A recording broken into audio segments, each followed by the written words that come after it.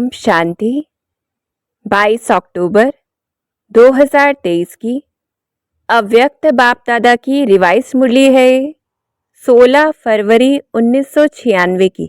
और बाबा शिवरात्रि के अवसर पे हम सभी बच्चों को बधाई देते हैं। त्रिमूर्ति रचता शिव बाप हम बच्चों की बधाई के रिटर्न में हमें शिव जयंती, डायमंड जुबली और उमंग उत्साह से सेवा करने की बधाई देते हैं। तो हमें नशा रहे अपने श्रेष्ठ भाग्य का, जो भगवान हमारे भाग्य के गीत गाता है। सारे कल्प में आत्माएं आत्मा की जयंती मनाते। ये अलौकिक जयंती जो शिव जयंती होती है, सारे कल्प में संगम पर सिर्फ हम श्रेष्ठ आत्माएं मनाते। परम आत्मा की जयंती और वो परम आत्मा हम बच्चों की जयंती मनाता है। तो हम कितने पदम पदम पदम गुणा भाग्यवान लकी आत्मा है। इस नशे में रहना है। फिर याद रहे कि पूरा संगम युग ही हमारे लिए अमृत वेला है, सदा वरदान का समय है।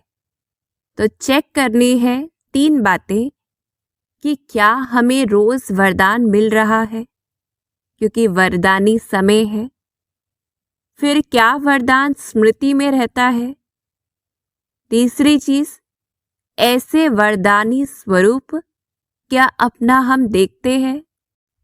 तो रोज जो बाबा हमें वरदान देते हैं उसे स्मृति में रखते वैसा स्वरूप अपना देखना है। तो ये पहला होमवर्क हमें करना है। दूसरा, बाबा अटेंशन दिलाते कि माया को कैसे भगाना है। और तीसरी चीज, सेवा में हमें कैसे चलना है ताकि सफलता प्राप्त हो। तो इक्वेशंस के माध्यम से हम समझेंगे, धारण करेंगे, होमवर्क करेंगे। माया का तो काम ही है आना, लास्ट घड़ी तक आएगी। पर हमें क्या करना है, साइलेंस के साधनों से दूर से ही पहचान लेना है और भगा देना है। लेकिन हम करते क्या है, माया को अगर आने देते हैं, उसे चाय पानी पिलाते, अर्थात खातिरी करते। कैसे करते हैं खातिरी? ढीले संकल्पों से कि क्या करें, कैसे करें। अभी तो हम पुरुषार्थी हैं। इससे क्या होता है, टाइम वेस्ट होता है। माया को आदत पड़ जाती है आने की, कि व्यर्थ के संकल्प बहुत सहज रूप से आएंगे जब हम ढीले संकल्प करते हैं। तो सॉल्यूशन क्या है? 2 विशेष सॉल्यूशन बाबा ने हमें दिए हैं कि हर समय हर कर्म करते त्रिकालदर्शी की सीट पर सेट। और कैसे होते हैं इस सीट पर सेट? कि आदि मध्य अंत तीनों कालों को जानने वाले। सिर्फ वर्तमान को नहीं देखना है, समझकर फिर हमें कर्म करना है पास्ट को देखकर। तो त्रिकालदर्शी अर्थात क्या है कि हमें पता है जो परिस्थिति अभी हमारे सामने है वो हमारा पिछला बोया हुआ बीज है, कर्म है। और अभी जिस तरह से उस परिस्थिति का हम सामना करते हैं वही हमारा भविष्य बनता है। कि जैसे कोई इंसल्ट करता है, वो उसका पहले का कर्म है। और अगर हम वैसा न करें तो हमने वो बीज उसी समय खत्म कर दिया। या कोई कर्म जिसका बीज हमें अभी डालना है, उसका भविष्य क्या होगा वो देख करके जब हम कर्म करते हैं, कि जैसे हो सकता है किसी कर्म में अभी सहन करना पड़े पर भविष्य फल उसका बहुत अच्छा है। तो जब ऐसी स्मृति से हम कर्म करते हैं वो है त्रिकालदर्शी स्थिति। तो बाबा ने अटेंशन खिंचवाया, पहले से ही जान लेंगे कि ये बातें तो आनी ही है, होनी ही है। चाहे खुद के द्वारा, चाहे औरों के द्वारा, माया के द्वारा या प्रकृति के द्वारा, सब प्रकार से परिस्थितियां आनी ही है। ये क्या है? त्रिकालदर्शी स्थिति। तो अर्थात साक्षी भाव भी त्रिकालदर्शी स्थिति में मर्ज है। तो जितना हम त्रिकालदर्शी की सीट पर होंगे, स्वस्थिति शक्तिशाली होगी और फिर परिस्थिति उसके आगे कुछ भी नहीं है। तो और त्रिकालदर्शी स्थिति कैसी है? जहां चेक करके पहले सोचकर फिर कर्म करना, अर्थात ज्ञानी तो आत्मा।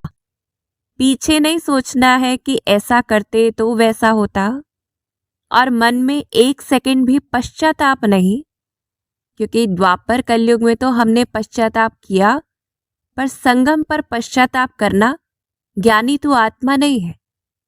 तो सुबह से लेकर रात तक चेकिंग करनी है। जितना हम श्रीमत के आधार पर कर्म कर रहे हैं, उतना कहेंगे त्रिकालदर्शी। क्योंकि सिर्फ वर्तमान को अगर हम देखते हैं तो परिस्थिति कभी ऊंची होती, कभी स्वस्थिति। तो त्रिकालदर्शी का अर्थ क्या है? और कि क्यों क्या नहीं आए, बस जो बाबा कहे वो हम करते चले, साथ में उस श्रीमत में निश्चय हो, हर बात में कल्याण समझकर कर्म हो। ऐसा निश्चय कि फिर बाबा जाने और बाबा का काम जाने, जैसे बाबा चलाए वैसे चले। तो त्रिकालदर्शी अर्थात क्या? कभी डगमग नहीं होंगे। संकल्प और स्वप्न में भी व्यर्थ संकल्प नहीं आ सकता। अचल अडोल महावीर। तो हर कर्म का पास्ट भी देखना है तो भविष्य भी देखना है। ये पहली युक्ति है माया से बचने की, उसे दूर भगाने की। दूसरी युक्ति क्या है? कि पता नहीं बन सकेंगे या नहीं, ऐसे संकल्प नहीं करना।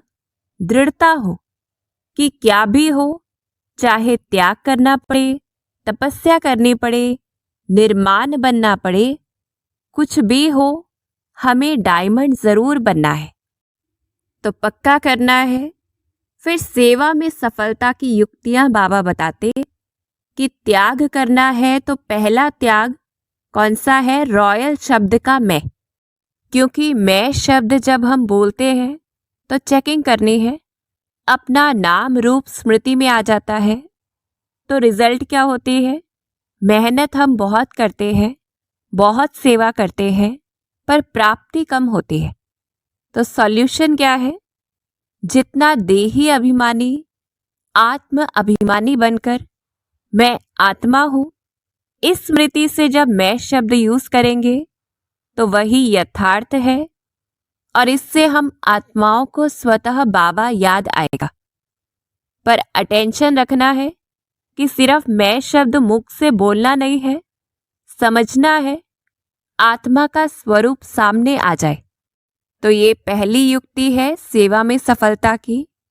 दूसरी युक्ति है, कोई भी साथी है, उन्हों की सफलता को देखकर ईर्ष्या नहीं रखनी। दिल और दिमाग दोनों मिला के सेवा करनी है, क्योंकि दिल में बाप की याद स्वतः रहेगी। जब हम दिल से करते हैं, फल भी मिलता है, सेवा में सफलता होती है। जैसे बाबा ने अंडरलाइन कराया कि दिमाग से अगर सेवा करते हैं तो बुद्धि में क्या रहता है? बाबा करवा रहा है, कुछ समय होता है, फिर उसके बाद मैंपन आ जाता है। तो दिल से सेवा करनी है, ये दूसरी युक्ति है जिसमें बाबा की याद स्वतः हो, चेक करना है। फिर तीसरी युक्ति क्या है? जैसे बाप दादा हर बच्चे की विशेषता को देखते हैं कि सब में विशेषता है, ऐसा एक भी बाप का बच्चा नहीं जिसमें कोई विशेषता नहीं हो। क्योंकि बाबा ने अंडरलाइन कराया कि कोटों में कोई है, बाप को पहचान लिया, जान लिया, परखने की शक्ति है, बुद्धि की विशेषता है, दिल से मेरा बाबा कहते हैं तो अधिकारी बच्चे हैं। तो ऐसे हमें भी विशेषता देखनी है। ये तीसरी युक्ति है। और चौथी युक्ति है कि सेवा किस विधि से करनी है? सेवा के साथ रूहानियत हो। जितना हमने सेवा में समय दिया वो सारा का सारा जमा हो, तब सफलता मिलेगी। जैसे हम कहें हम सेवा में 8 घंटा बिजी रहे या इतना बिजी रहते हैं जो अपना ही पता नहीं पड़ता, तो सिर्फ मेहनत नहीं करनी है, वो 8 घंटे जमा हो, इस पर अटेंशन भाग दौड़ में ना जाए, सोचने में ना जाए, जमा में जाए। तो कैसे जमा करना है? बाबा ने युक्ति बताई। विशेष सारे दिन में समय और संकल्प जमा करना है। कैसे करना है? संकल्प श्रेष्ठ हो, शुभ भावना शुभ कामना के हो। ये हमें पुरुषार्थ से क्रिएट करने हैं। ऐसे संकल्प स्वतः नहीं होंगे, क्योंकि बाबा ने अंडरलाइन कराया कि जमा का खाता नोट करना है। अगर हमने किसी को दुख नहीं दिया, कोई खिटपिट नहीं हुई, अर्थात कोई खर्चा नहीं किया अपने खाते से, तो उसे जमा नहीं कहेंगे। वो गवाया नहीं, वो ठीक है, लेकिन अच्छे में जमा कितना किया, व्यर्थ व साधारण समय नहीं गवाया, वो ठीक है, पर जमा कितना? क्योंकि पूरे कल्प के लिए जमा करने की बैंक सिर्फ इसी समय खुलती है। एक जमा करते हैं तो पदम मिलता है, पर जमा करने से मिलता है। जमा का खाता जितना बढ़ता जाएगा, सच्चे डायमंड बन जाएंगे और सारा कल्प उसी प्रमाण हम राज्य भी करेंगे, पूजनीय भी बनेंगे।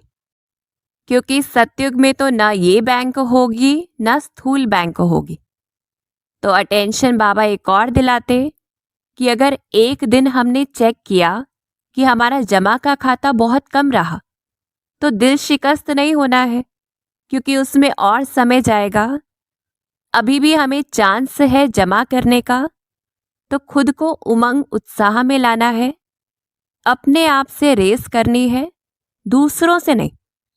दृढ़ संकल्प करना है कि मुझे अपना जमा का खाता बढ़ाना ही है। आज 8 घंटे किया तो कल 10 घंटे जमा करना है। तो ऐसा सेवाधारी जब हम बनेंगे, तो बाप के गले में डायमंड बन चमकने वाले माला के दाने बन जाएंगे। जितना त्याग करेंगे, प्रत्यक्ष फल मिलेगा। तो ऐसे सेवा करते तपस्वी बनना है, जो जैसे ही श्रीमत मिले सेकंड में न्यारे और प्यारे बन जाए। तो विशेष त्रिकालदर्शी की सीट पर सेट हो, नशे और खुशी में रहते, ढीले संकल्प न कर, दृढ़ संकल्प कर, हर एक की विशेषता को देखते, सेवा में रूहानियत के साथ सेवा करते, मैंपन के रावण को जलाना है, सच्चा डायमंड बनना है। अच्छा, ओम शांति।